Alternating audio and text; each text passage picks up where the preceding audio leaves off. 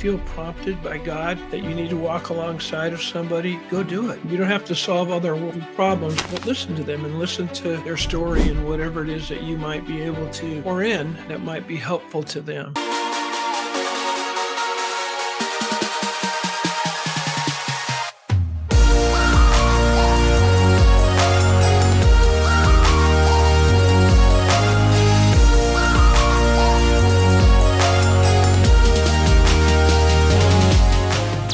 Welcome to another edition of Living Boldly, the Living Boldly podcast. I am Dr. B, and today is going to be probably one of the most special podcasts that I get to do.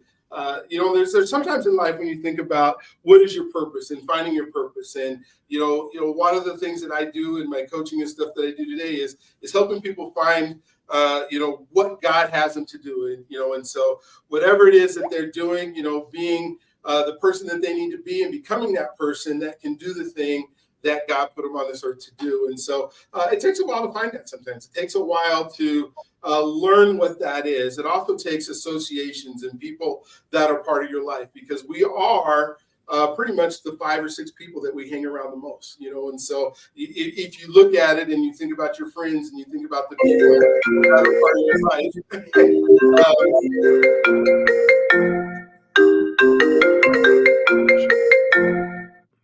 There we go. Well, I'm sure Coach Franson, somebody wants to talk to you, but that's okay. Oh, man.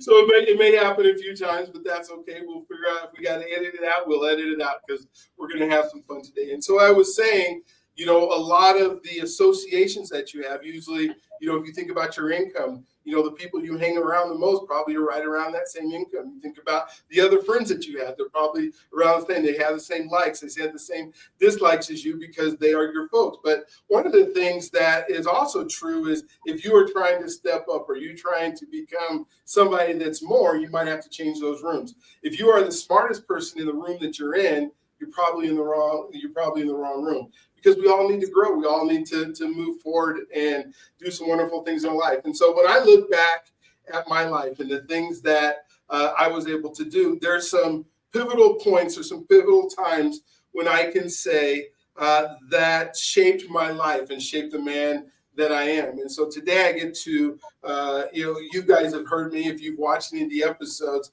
I often talk about my college coach, who I said shaped my life, who gave me direction when I didn't have direction. I had zero plans to go to college. I was a special ed kid that was planning on going to stunt school. And so I picked California so I could be close to Hollywood and stunt school, so I could go to stunt school. But I just happened to be a pretty good athlete that allowed me to be able to attend, college and be able to go through it. And so, but when I got there and I had people that were in my corner, people that were wanting the best for me, and the man that you see that's next to me right now is one of those folks. Sometimes I think it isn't fair to him as a coach, because we take and we give in our relationships, right? And some of the relationships that you're in, you are able to give or even be equal. And then some of the relationships you're in, you are able to take. And so I took more from Coach Franson than he probably ever gave to me. Not gave to me, that I gave back to him, because he was there for me in every sense of the word. My whole 5 years that I was there, from the time I showed up and knew absolutely nothing till I graduated and was married. And you think of somebody who, I say that, and Coach Franson, I don't know if you know this, but some of the people that I've been around, or when I find purpose, I don't think anybody can be in purpose and have a life's purpose if they're not willing to serve others. And through all of my podcasts and through all the people that I've interviewed and all the people I've talked, the people who are the most successful are the people who serve the most. And so it's so amazing when you start thinking through that. How do I get to serve in order to become the person that I need to be? I had one guest who told me that he wanted to be the most selfish person on the planet, and he was still kind of serving people, but I don't know how he can be successful. He's going to come to a point where he's going to plateau.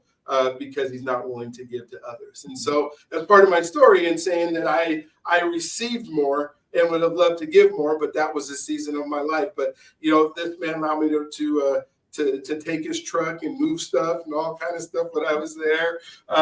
He ran around, made sure that I got to where I was supposed to be when I needed to be there. Just all kinds of things I can look at. The person I become is a reflection of Coach Franson and the things that he taught me, the things that he spent time with. I've been coaching track for 38 years now. Which I can't believe that I've been doing that, at the high school level and when I was at APU when I was coaching with Kevin.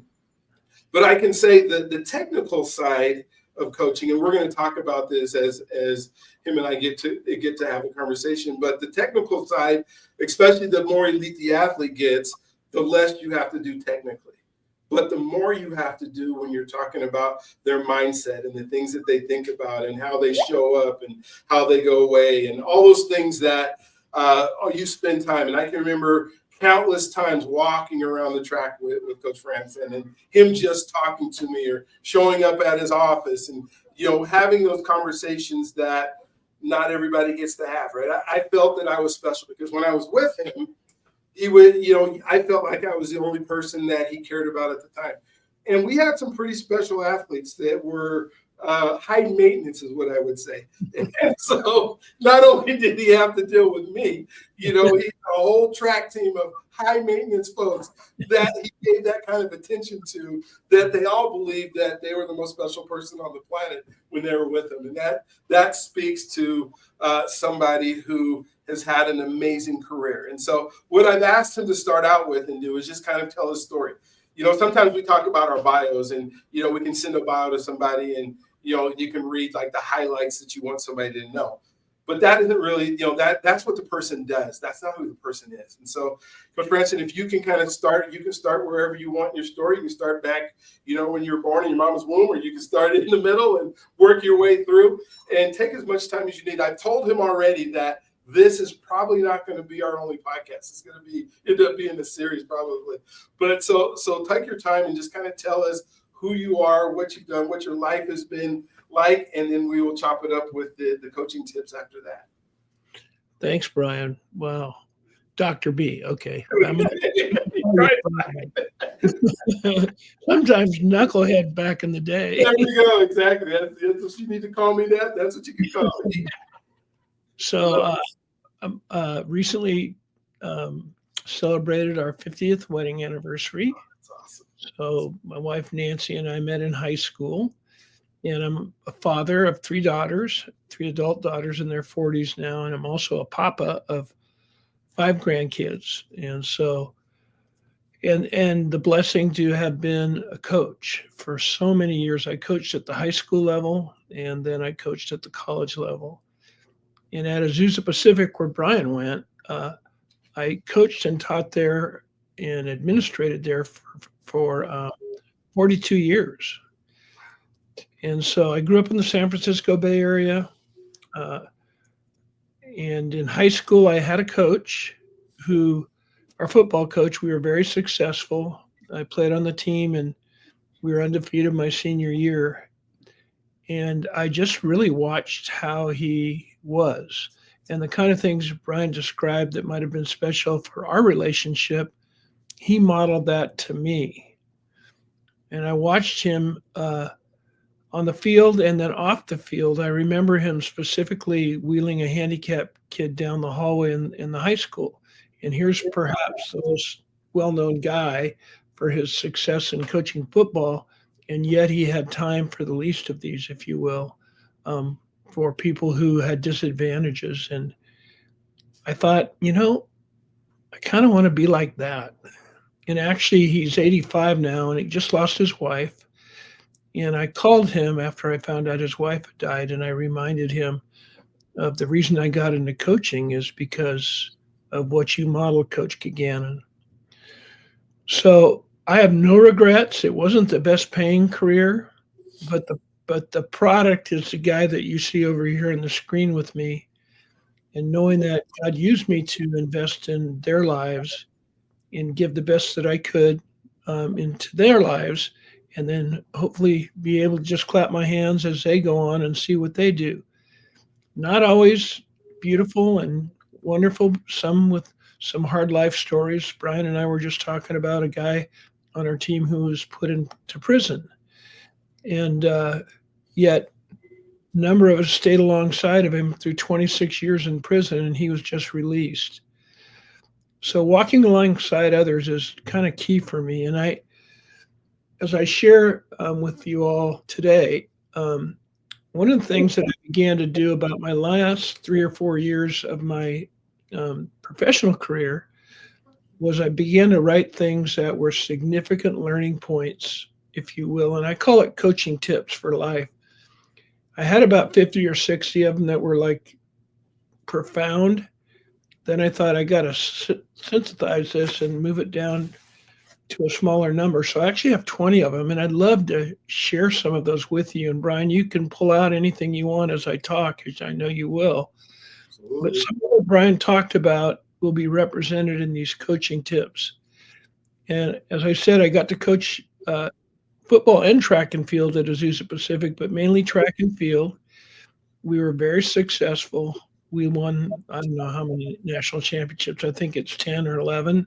Brian was on 4 national championship teams. He actually was a national champion in the 400 hurdles back in the day. So he was an outstanding athlete. But yeah, so I had that opportunity to coach some wonderful teams, and but the thing that I tried to model was that whether you were a walk-on out of the cafeteria and could throw a softball or a baseball, and we wanted to teach you how to throw the javelin, I might have a world-class athlete working with that person who was a cafeteria recruit, if you will, um, helping them because they mattered just as much. Everybody matters. Everybody matters was kind of my philosophy, and I see Brian doing that. Hear about that as he teaches and coaches. So I'm going to share a few of these tips with you. As again, it's synthesized from about 60 down to 20, and we'll just kind of go through those. And Brian, you chime in however you want. And they're not in any order as this was the first and most important. They're just 20 things that I synthesized over my last 4 or 5 years of career. So, first one I'd like to mention is lead from the heart. I see you, you matter, listen more than speak. When Brian and I would walk around the track, he knew that I saw him, he knew that he mattered, and he knew that I was willing to listen, even to some stuff that was hard, and even me being able to challenge him. So being able to lead from the heart, and when you feel prompted by God to that that you need to walk alongside of somebody, go do it and just listen. And you don't have to solve all their world problems, but listen to them and listen to their story and whatever it is that you might be able to pour in that might be helpful to them. And it was so encouraging, Brian, to hear what you shared in the beginning and realizing I got to be a part of his life at an influential time, like Coach Kaganen was for me. So that's my first one. Before you jump into the second one, I just want to, because I know faith plays a big part in who you are and how you coach. And maybe you can kind of, tell us a little bit about, when you think about lead from the heart, were there samples from your faith and the Bible and Yeah. that made you think, okay, my heart has to be a certain way? Because when I think about people saying I lead from the heart, it's like, okay, what does that truly mean? Where is that heart coming from? When you think of I see you, which you want and you want to listen, 2 ears, 1 mouth, right? But how did your spiritual journey or who you were as a man in God play a part of that? Oh, that's a great question. I after I came back from my first year in college, I actually had got into the party scene quite a bit and made some choices that I never thought I would make and felt pretty lost. And I had a sacred encounter with God. God showed up and I kind of reached out. I won't go through the whole story, but God revealed himself to me through nature in a way that I knew that he was real. I knew that he heard me.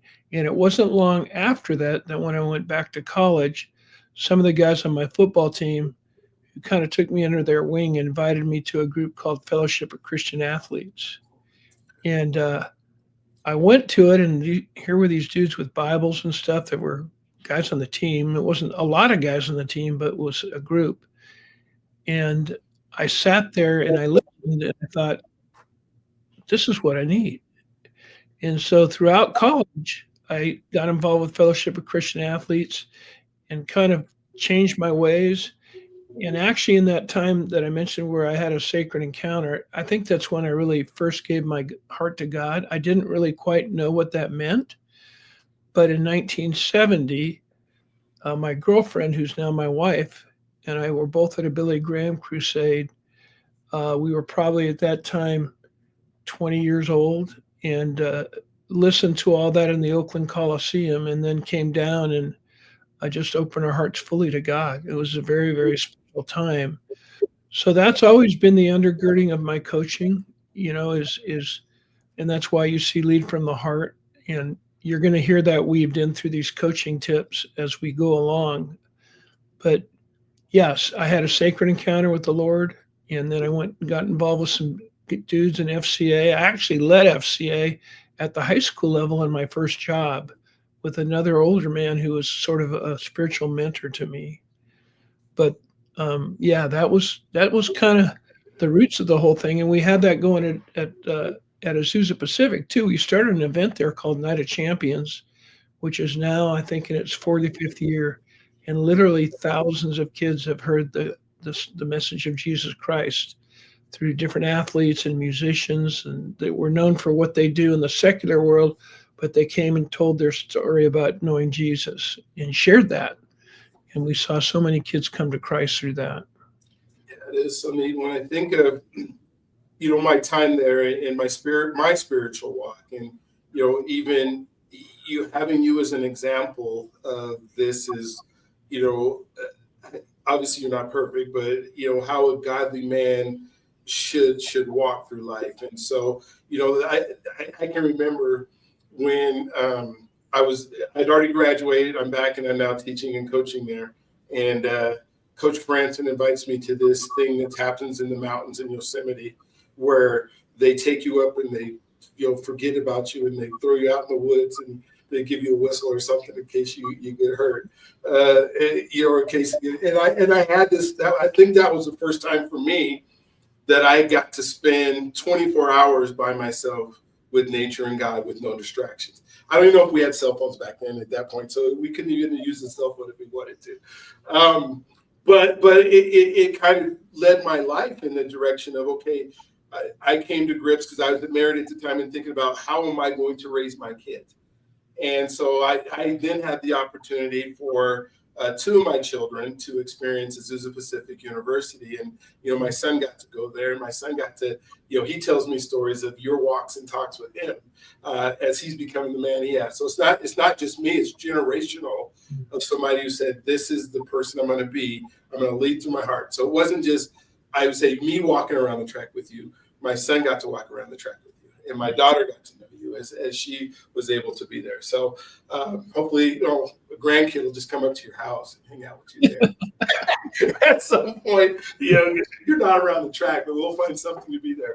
But leading to the heart, if I were to say, he says it's not the most important thing, but it's something that I remember, my kids remember, my family remembers, and something if you really, when he talks about a coaching tip for life, if you have the ability to do that, because it's hard to do that sometimes. It's hard to just listen because you want to give so much. Well, especially, if you're coaching in sport or even, you're just coaching in life, you want to impart and give so much right away, but you can't do that unless you listen first. And Thank you. The part is hard. So yeah, thank you for that one. That's awesome. Yeah. I'm gonna go into the second one, B. All right, you got it. I'm there. I'm ready. It's a powerful one for me because I've seen it modeled, but the way I wrote it down is the purest form of excellence is brokenness.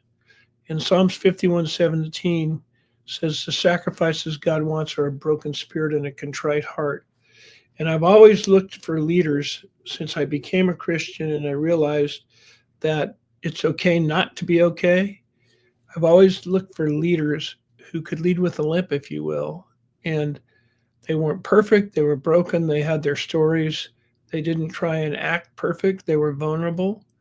I think of one name that just comes to mind who recently passed is Bill McCartney, who was the national championship coach of the Colorado Buffaloes. And I remember his story of being unfaithful to his wife and making some decisions that were not in alignment with what God wanted for him. And a guy in a car, they were driving together, and that man created space for Coach McCartney to share his pain. And from that came the Promise Keeper movement out of one man's brokenness that hundreds of thousands of stadiums hosted men, and where the Promise Keeper movement came alive. And it was an opportunity to know that it's okay not to be okay and that Jesus is the foundation. And it was so powerful for me to be part of that and to see him as a leader. And so sometimes you're just with people and it's like Mr. or Mrs. Perfection. They got this, they got that, they got that. And I can listen to that to a degree, but I want to really understand, is there any lesson that I might learn through their pain and their struggle? And when I say the purest form of excellence is brokenness, I think God calls us to that. He wants us to, sacrifice a broken heart, and come that way, come just as you are. And when we create that environment, there's a lot of knitting at the heart with people because they realize, oh, Coach Franson's not that perfect. He's got his own struggles and problems, and that even leads to number 3, which I'll tie in here, Brian. That's give your job your best, not your all. When the wheels of your car hit your driveway, it's time for your best. And I put here too often I had too little left in my tank for my wife and my daughters. So it was great the work that I did. It was great to be with people like Brian and to coach those athletes. But I sometimes was out of balance. So I would come home sometimes and be very exhausted, and there wasn't enough in my tank for my wife and my children. And I had to reconcile that. And actually, it was in the Los Angeles Coliseum at a Promise Keepers rally that God spoke to me and said, "There's not enough in your tank when you go home. Be present, listen, be available." And so that's a reminder to all of us if you're married and blessed to have a family, children, when the wheels of your car hit that driveway, if you're out working someplace or at the university, uh, make sure you've got some good stuff left. And the reason that I bring that one up is a former president at our university, a guy by the name of Richard Felix. He had lost his wife, and he and I were walking along the beach because we had gotten pretty close. He had retired at that point, and I said, what have you learned? What would you do differently? And basically, it was just that. It was what I learned is uh, I did a great job in my work, but I didn't have enough left a lot of times when I came home. So that's a reminder, Brian, to, you know, give your job your best, but not your all.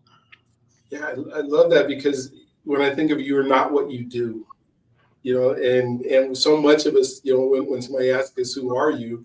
We start off talking about this is my position or this is where I work. And if we're giving 100% to that, and I don't remember, when I started out in my career, I don't remember having a lot of conversations about even self-care and taking care of myself. And, now it's a big deal. Everybody wants you to take care of yourself. But God calls us to take care of our families, right? He called us to be there for them. And if you can't give them 100% and you're giving everybody else, then the people that are supporting you the most and helping you through life maybe have some resentment or maybe have some, you weren't there for me. And that was one thing I tried to model with my kids as they were growing up, is making sure that I went to their baseball games and their soccer games and their, not only just their athletic events, but be home to, to do homework and all that kind of stuff. Because every child does need that, and every spouse absolutely needs to know that they're the most important part. So oh wow, that is so good, and I love the way you put it. Is you give your job your best, but not your all. But not your all. And Yeah, part of that too is, which I'll go into the next one, is FaceTime over screen time whenever possible. So much of good communication is being present with one another. And especially in this age of technology and laptops and iPads and TikToks and whatever else, it's so easy to, connect with technology on the screen, but not to connect one on one interpersonally. FaceTime is like real FaceTime. I see you, I'm with you, let's talk. Let's go for a walk around the track. Um, I was blessed to walk around the track with Brian and many others, but and I with my own grandchildren, you see them on their screens, and I know even your little one there right now, and it's a new it's a new time, it's a new generation, it's a new technology. It's different than what we experienced. Um, but the more that we can do FaceTime, real FaceTime, as opposed to just screen time, is critical for us out ahead. And so good communication is really not just like what we're doing here, but actually being with Brian is the next level. Putting my arm around him, walking, talking, sharing. And this is a beautiful way to connect like this, because we can reach a lot of other people. But whenever we have a chance, connecting with people is really critical for them and for us. So that's an important one. And I want to interject a little bit here, because relationships are everything, and maybe you can even speak to, kids in this day and age where the comparison thing happens, where they're trying to compare the best life of somebody who puts something online or puts something on the screen, and they're not living up to the 10 greatest moments of somebody's life, and they think it's supposed to be like that every day. And I know, as an administrator and as a dean, you probably at the beginning of this revolution of these social media stuff, how would you interface this, importance of relationships when we have so much technology, and with your grandkids and everybody else? How do we do that? Well, you mentioned comparison, and that's one of the tips I have down here, number 8. Wait to that one. We'll wait till number 8 to jump there. I'm just going to read. It says the real measure of success is not what you can do compared to others, but what you can do compared to your own best. And that's a paraphrase out of Galatians 6:4. So often, I see so-and-so and such, and man, I want to be like that. I want to outdo them. I want to do this or that. But God gave us unique abilities and strengths. And it's within those unique ability and strengths that we find wholeness, as opposed to, Brian's such a better speaker than me, or this or that. And to realize it's not what you can do compared to others, but it's what you can do with what God has given you. And so somebody may be an introvert, somebody may be an extrovert. One is not better than another. Somebody may be more thinking, somebody may be more feeling. It's all good. It's all good. We're all created differently. I'm on a Myers-Briggs. I'm an extrovert. I'm intuitive. Myers-Briggs is a personality test. I'm extrovert. I'm intuitive. I'm feeling. And I'm a J, which is more organized type person. But my feeling part is pretty big. Empathy part is pretty big. And that's one of the reasons I coach from the heart. And I may have not been Brian's best technical coach in the hurdles, but I wanted to understand his heart and who he was, and then tailor make my coaching to him, as opposed to doing it this way for the whole team. No, individualize your coaching strategy and that's in any kind of work. That's the whole thing. I see you. Who are you? And then how can I help Brian reach his best? And sometimes in coaching, I would realize I wasn't the best at getting something across to that particular kind of person. Then I would pull Brian aside and say, "Hey, can you help me with so and so?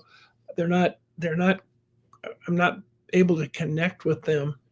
And then he might be able to connect in a way that I never could.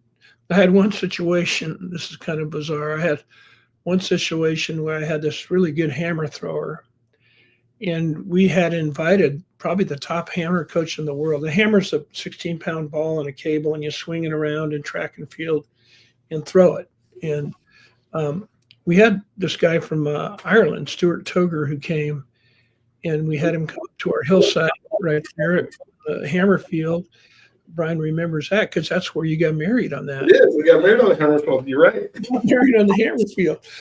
Anyway, so Toger was trying to help me with my athlete, and the athlete wasn't getting it, and I couldn't break through him on the same technique.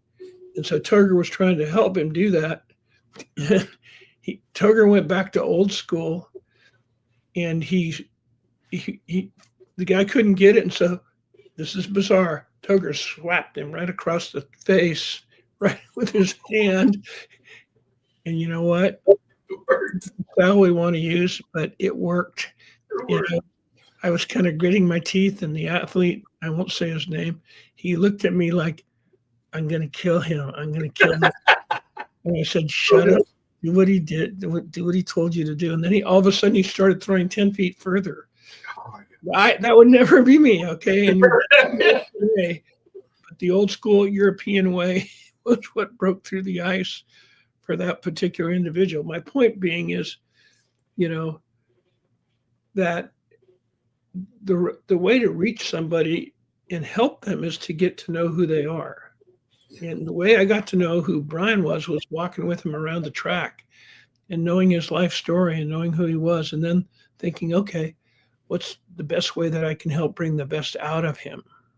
So, and I can even remember how you wanted to make sure you knew who people were and how to best react to them. Because when you were doing your dissertation, you did the extrovert introverts, and you had Dave Johnson as another athlete. We're in the middle of the grass, and he found all these girls from his classes somewhere that wanted to improve, and some were introverts and some were extroverts. And he had Dave and I like scream at all these girls and clap for them and be able to motivate them the best we could. And then he did these tests and stuff to decide whether it was working or not.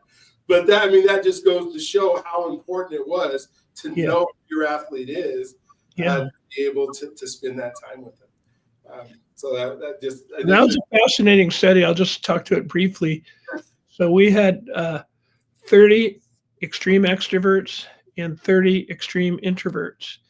And then we would apply coaching stimulus to the experimental groups. And it was fascinating because think of 15 extroverts all coming out at once for training. They're extreme.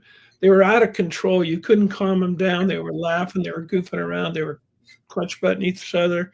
And Brian and Dave would have to help me. And we'd finally get them and get them running. And then we'd just pump them up. And then about a half hour later, here come 15 extreme introverts. You could have cracked the funniest joke you ever thought of, and there would be zero response. Yes. And we'd go to the office afterwards and we would just talk about it and go, "Oh my gosh, these people were out of control. And oh my gosh, these people seemed unresponsive." But the group that did the best in the whole test was the introverts. They didn't need the coaching stimulus. It was fascinating. Anyway, enough of that. So the next one I would just mention is number 5 is leading as a human being, not as a human doing. And this has been a problem for me and still is. My focus too often has been checking it off the list. So in my family life, even with my wife at times, I got to do this, I got to do that, I got to do this. And she says, "Can you just look at me when you're talking to me? Can you just be present?" And so that's something that I am still working on today, is trying to be present, and not being so or oriented that I don't really hear the pain. Maybe my wife and I just had a difficult conversation earlier this morning, and it kind of ticked me off, but she was right. And so I had to be present in that conversation and not just come back and on the defense. I did come back on the defense some, and then she apologized, and then I hugged her and I apologized, and so now we were ready for the That's the thing. 50 years. We're still hanging in there, man. Yes. Oh my gosh. Well, when I think of it, I do a whole series on be, do, have, and becoming the person that you need to be in order to do whatever it is that you need to do. And we so much start with doing. I'm going to go do the thing, then I can have something, and then hopefully I'll become that person who can handle it. And we can start with, like you said, I say we are human beings because we're trying to be. We're not human do's. We're not human haves. And even when we do it backwards too, sometimes we go have, do, be, where we say, I want to go buy this. So like in my instance, I'll go buy a car that I can't afford, right? Because I got to have it. I got to have it right now. Then I go try to, do the thing that's going to make sure that I can afford it before I've ever become the person who should even have the car, that should even have. I mean, that's just a simple analogy or direction. But I love that where you're just going, okay, checking off my list, because so many of us are list oriented, that we're, I got to get this done, especially as men. We spend a lot of time saying, okay, I got to solve instead of being in the moment and just listening. And then when you think about love languages and you think about, if your wife's love language is quality time, she doesn't want you to solve anything. She just wants you to sit there. And that's a hard thing to do. And then some of your athletes or the people you're coaching or the tips you're doing, the same thing, is you got to know who they are first before you can ever, check off the list of we got this done. And you might have the best workout in the world ready for them to do.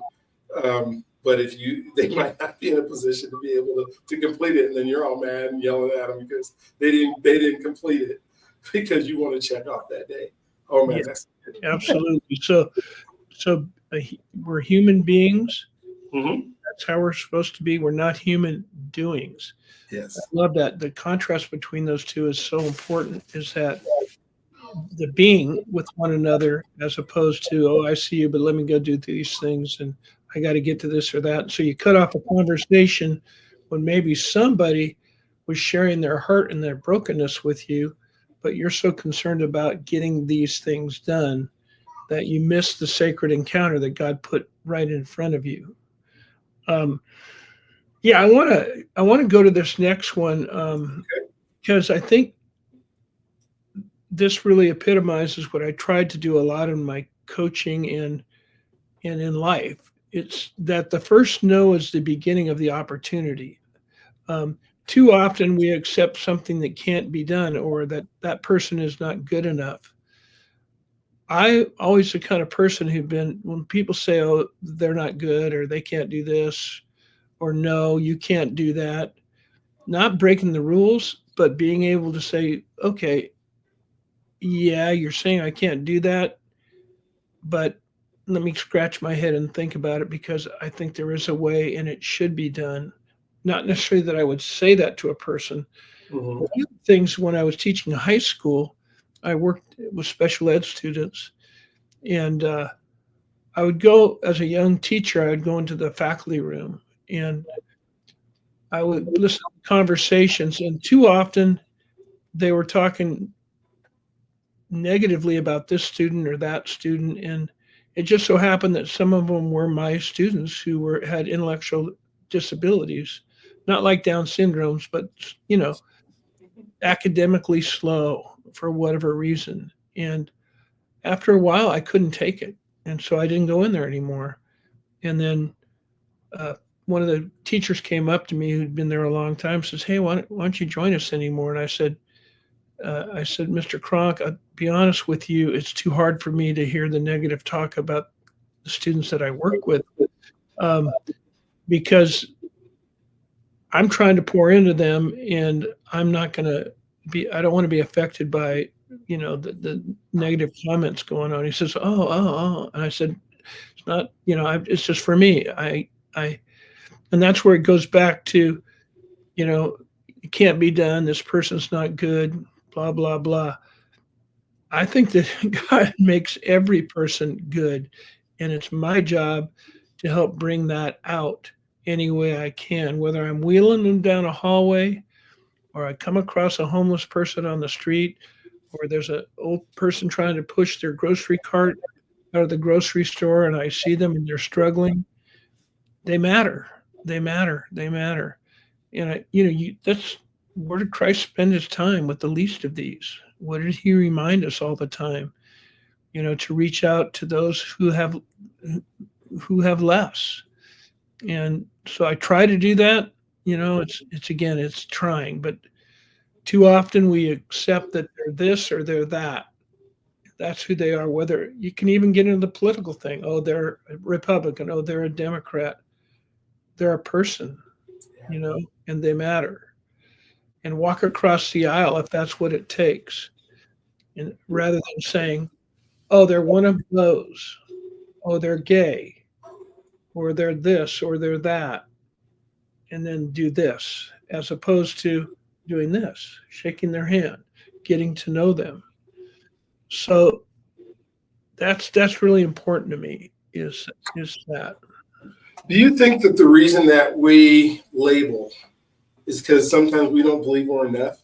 And so we're trying, back to I don't know if it's the comparison or something, but sometimes we label others, because we feel inferior ourselves and we don't feel that God has given us. And I believe God's given us all of us a gift. We got to find what that gift he has for us. But at the same time, I learned this from a pastor, 20 years ago, that said, hurting people hurt people. If you're hurting, you lash out and reach out and you hurt others. And then as me now knowing that, if I find somebody who is lashing out or is talking or negative about another person, I'm thinking, what's going on in their life? There you go. That is putting them there instead of, because why would they be lashing out in the first place? Or why would they be saying something negative about another human being or what they are based on maybe their own belief system? And then we start later, right? I couldn't agree more with that, Brian. That when we see that kind of behavior, or even like road rage or whatever you see going on, what's behind that? What's going on in their life? What's causing that anger? What's causing that pompous attitude or whatever it might be? When I'm around a person who just this is had an interesting situation when I was coaching some Olympic level athletes. Visa put on a program at Azusa Pacific where they invited all the gold medalists, living gold medalists that were United States decathlon champions. And so there were a number of them there in the room, and I won't mention a name, but there was a person that I'd been around a number of times, and I never felt to connect with this person, the world class former gold medalist, not former. And if I were like with Brian right now and we were talking and somebody more powerful came into the room or had more stature than I did, and this person countenance with me, I felt like I disappeared. I didn't matter anymore because that person went to the power of the most influential person. And after a while, it just annoyed me so much, it was hard for me to be around that person. And so going back to what Brian said, what's there? What's behind that? And I love that you said that, Brian, is, trying to figure out, well, why? Why are they that way? What's behind it? Rather than, oh, you voted that way. Oh, your, sexual orientation is that way, whatever it might be. Oh, you're from that race. Oh, you're one of those people and you guys don't believe this way. No, everybody matters. Step into their space. Walk across the aisle, if you will. Yeah. walk across there not to try and change somebody, but to learn from them and understand their story. And that's number 12 too. I have everybody matters. Don't prejudge others.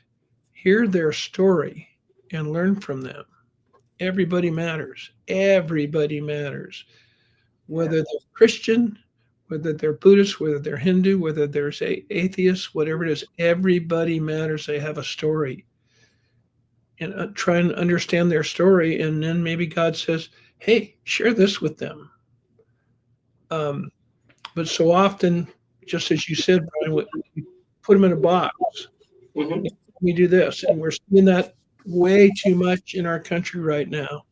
Way, way, way too much. And I'm not talking politics. It's just are we are putting a label on somebody, and they're one of those. So therefore, I'm not going to interact.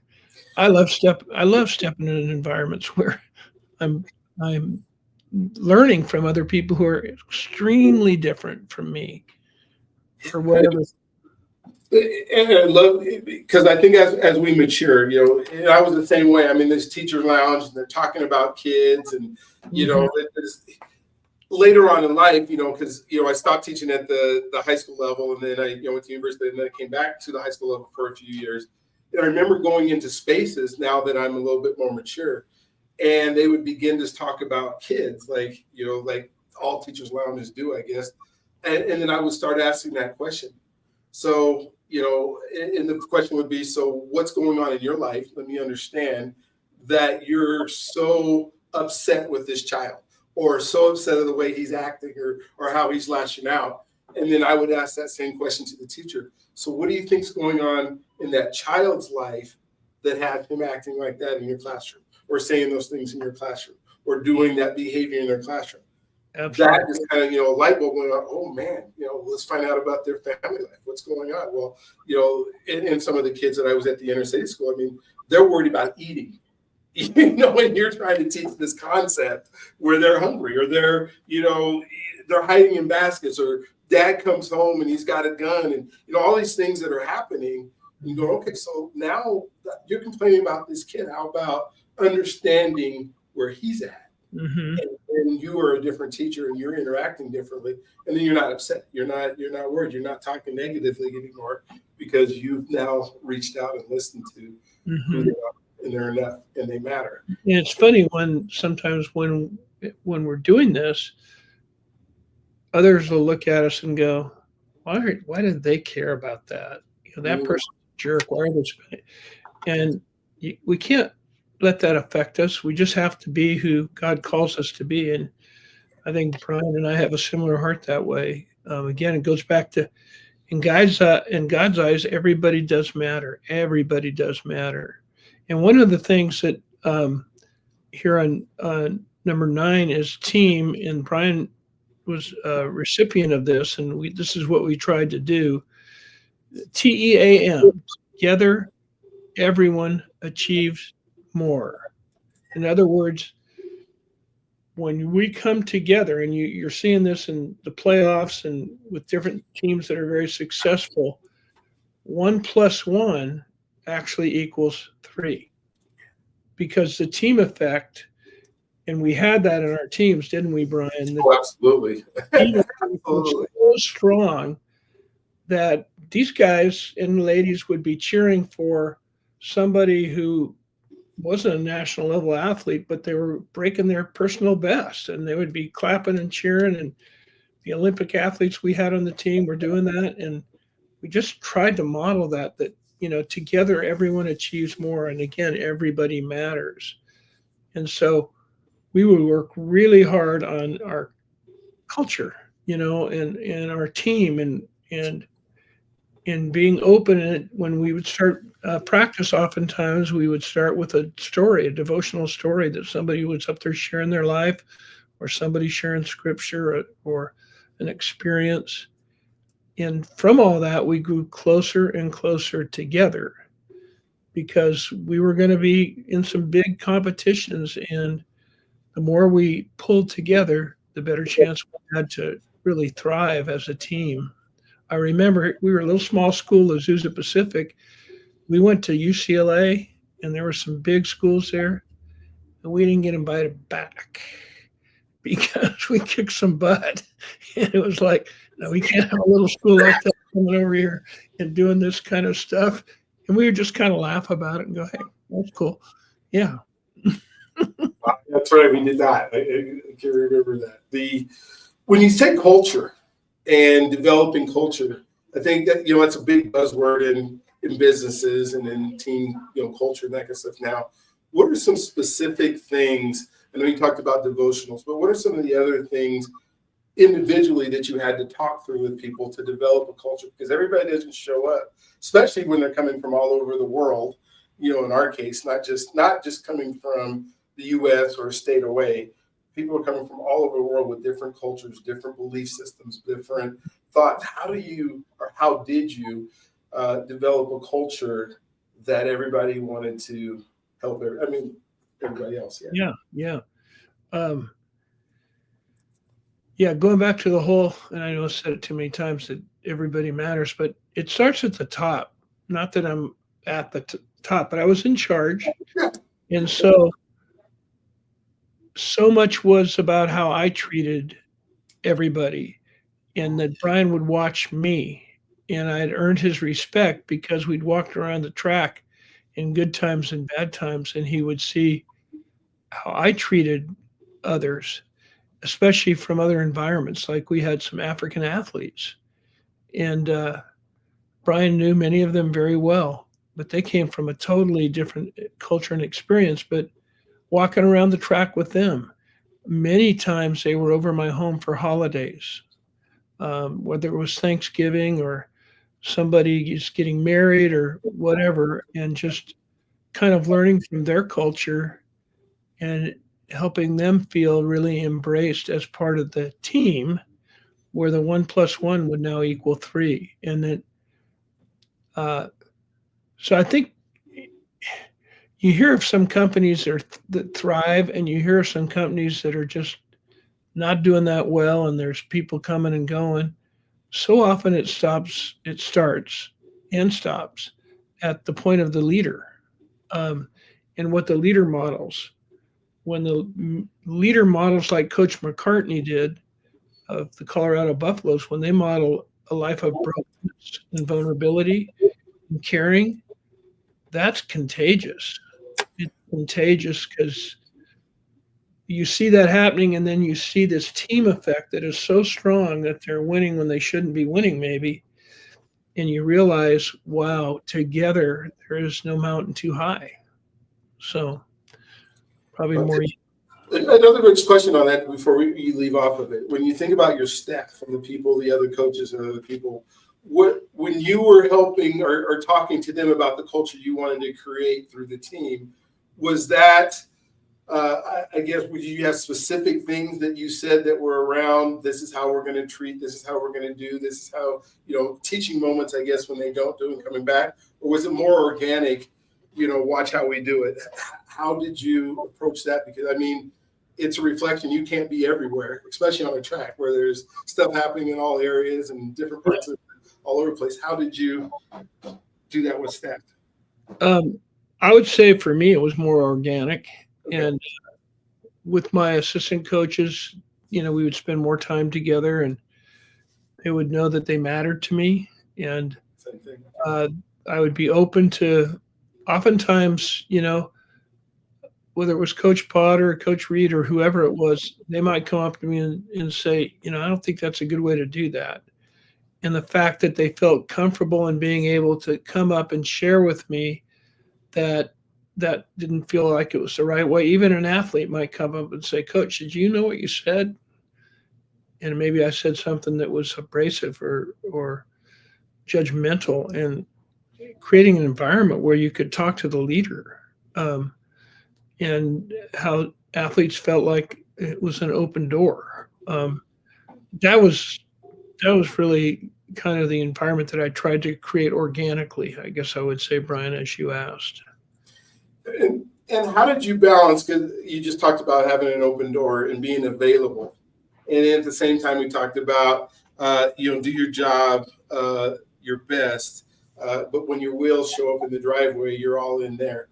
But life happens at different times in the day, right? Life doesn't stop for everybody that you're working with at 5 o'clock.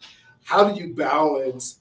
I got to be all in at home, but I still have to have an open door for issues, problems, things that come up, especially on a college campus.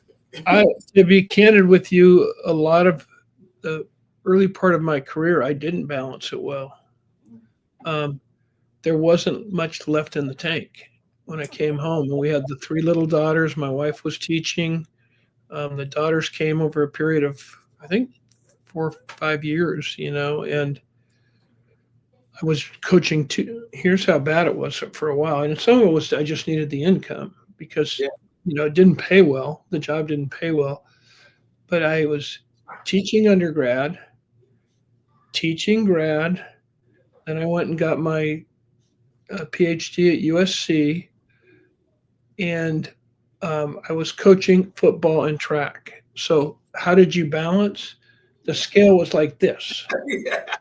And I would, to teach these graduate classes, from Azusa Pacific, which is by where the fires is at in Pasadena area, I would drive all the way out to Ventura to teach a graduate class once a week. You knew about that, Brian. I did. Have the old Pinto that the school had. I'd drive it out, get there in time for the class with a bunch of coaches that just want to get their master's degree and they didn't want to do anything. And they saw the young guy coming in and they said, "Oh, we can take advantage of this guy." And I had to deal with that. And then I'd turn around and drive and get home at maybe 11:30 or midnight sometimes. So how did I balance? Terribly in the beginning. And I'm still in recovery with my family on some of that. Very open about some of the stuff that happened, but also my daughters loved having like the Nigerians over at the house, loving you come over, Brian. My house was always open, and my wife was a wonderful coaching wife, but her load was way too heavy. But I'm probably not much different than a lot of other coaches who do all these different things and love their athletes. And then when the wheels of the tires hit the driveway, there's like, and for me, Brian knows this, but I've had over the course of since 1986 till now, I've had 44 vocal cord surgeries. And so sometimes I'd talk like this, and I'd have to coach like this, and I'd have to say to Brian, "Hey, Brian, tell the team this." And you can imagine trying to teach a graduate class when you hardly can talk. Thank God they found a procedure that has allowed me to live and to talk. But that's part of my own brokenness is, not being able to talk very well. And what I learned from, because I think if I was able to talk during those formative years, like when Brian was on the team, I did get a call from SC. I did get a call from University of Washington to consider applying for their head coaching track and field jobs. If I hadn't had this thorn in the flesh, I might have done it, and it would have been a big mistake. It would have been a big mistake because of the pressure at that level, that I didn't have the same kind of pressure because we're a faith-based school. And what was really important, we needed to win, but we needed to be able to mentor, disciple the young women and men who are on our team. And to see the product of that even right now with Brian and him telling me about his son, Stefan, where I'm going to be able to take my grandkids over to his Pixar studio. This is such a blessing now at this time of my life. But yeah, I screwed it up pretty good. But there's a lot of ways. I have no regrets in the career. There's some things I would have done differently. And I can remember, Brian, I know do we have a little more time? Yeah, we have a little more time. We won't go to the next. We won't go to the next tip. But let's finish here where we're at. Yeah, let me close with this. So it got to the point we were having amazing success, multiple championship after championship, small college level, but it got to the point where that became too important to me. And it got to the point where there were some things going on within the team that I would have handled more directly or in the earlier years, but the winning part was kind of consuming, and second place wasn't good enough. Yeah. Getting seduced by it, and I didn't even know it. I was getting seduced by the winning, and I didn't even know it until a fellow coach, head coach who I respected and knew, and we had the same heart for God. He came up to me after we had just won the conference championship, and he said, "Terry, you know how much I've respected you and your teams and what I've watched you model, but it seems like there's something different now." And I looked at him and I said, "That's offensive." And he said, "No, I care about you. There's something different with your team." And he meant in a negative way. So it took me about a day or two being pretty irritated with what he said and then realizing, oh, he's right. The winning was seducing me. Where the winning was the byproduct when Brian was there, the winning was becoming the end product, you know, a byproduct of the development of young women and men. And now those young women and men need to get this here. I didn't totally throw out my coaching philosophy, but he was right. He had the courage. He had the courage to confront me. And I went home. I mowed the lawn one day, and I just thought about it, and I thought, I can't even believe it. He was right. Praise God that he caught me on that. And it wasn't much longer after that uh, the Lord kind of led me out of coaching, and I went in to be the dean of students at Azusa Pacific, which was the coolest job ever. I love the coaching, I love the teams, but now I got to work with students of all walks, not just these wonderful athletes, but from all different backgrounds. And wow, that was so special. That was probably I coached for 20 years, and then another 20 doing the dean of students job. And one of the responsibilities I had is I had to go I would be in chapel 3 times a week, and I absolutely loved it, loved it, loved it. I miss it so much. When I first took the job, these knuckleheads would have their they were reading their papers and everything in chapel and talking, and so we had to correct that, and we did. And man, it just chapel exploded. Gosh, spiritual things were happening. Kids were coming to Christ. It was just almost like a revival a lot of years. So it's so special. But Brian, I'm honored to be doing this with you, and so special to interact this way with you and to see what you're doing now with this podcast. Probably you'll get a lot lower viewership after listening to an old guy that can't talk that well. But anyway, I'm giving you my best. I'm giving you my best, but not my all. Okay. There we go. I love it.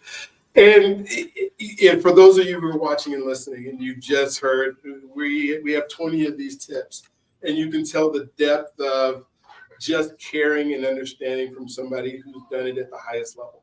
You know, when you think of, Olympics, you can't get any higher in the sport that he was coaching in. But then down to the person that might have shown up that was in the cafeteria that now came over because they wanted to participate.